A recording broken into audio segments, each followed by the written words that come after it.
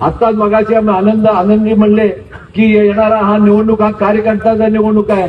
या अगोदरच्या निवडणुका लोकसभेच्या झाल्यात आणि त्यानंतर आमदारकीच्या विधानसभेच्या निवडणुका झाल्या आणि येणाऱ्या निवडणुका या कार्यकर्त्यांच्या निवडणुका आहे. महानगरपालिकेमध्ये आज 3 ते 4 3.5 वर्ष झालं नगरसेवक नाही आहे, पण आपले नगरसेवक आज ही नगरसेवकासारखं काम आपल्या सगळ्यांचं करत असतात. आपण फोन केलं तरी जाऊन येतात आणि आपले काही आणि जिथं कोणी नाही तिथं आपला आनंद नेता जाधव आहे आणि त्या सगळ्या कामं करण्यासाठी ते कटिबद्ध आहेत. आणि म्हणूनच आज येणाऱ्या निवडणूक ही कार्यकर्त्यांची आहे. आमच्या दोन्ही नेत्यांचं म्हणणं, आपल्या राष्ट्रवादी व शिवसेने त्यांचंही म्हणणं आहे की आपण ज्याप्रमाणे लोकसभा आणि विधानसभा लढविलं यापुढेही तुम्ही आमच्या बरोबरच राहायला पाहिजे. आपण सगळे मिळून लढवायला पाहिजे. जरूर त्याचाही विचार केला जाईल आणि आपल्याला सगळ्यांना सांगू इच्छितो की आपल्याला एक चांगल्या प्रकारे या भागातून ज्यांनी आपलं फक्त निवडणुका लढविलं घरी बसलं असं चालणार नाही आहे. या कुठेतरी आपल्याला बदल व्हायला पाहिजे.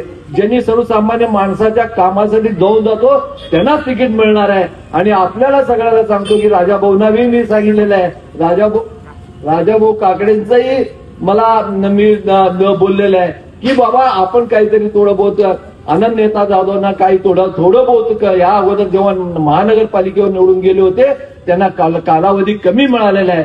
या पुढच्या वेळेमध्ये कालावधीमध्ये आपण 5 वर्षाचा कालावधी त्यांना देऊ.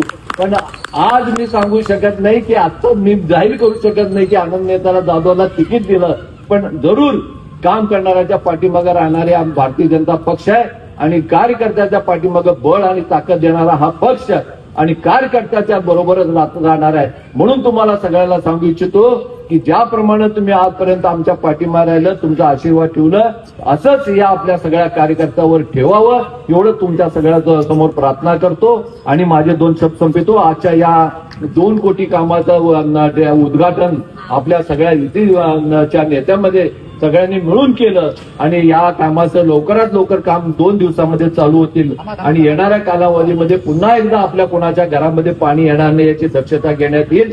आणि पिण्याचं पाणी हे थोडं आपल्याला ज्या कमी दाबाने येत होतं तेही चांगल्या प्रकारे येईल आणि राहिलेले रस्तेही पूर्ण करण्यात येईल एवढं मी तुम्हाला सगळ्यांना शब्द देतो. आणि पुन्हा एकदा मी आनंद नेता जाधव यांचा आभार मानून माझे 2 शब्द संपवितो. जय हिंद.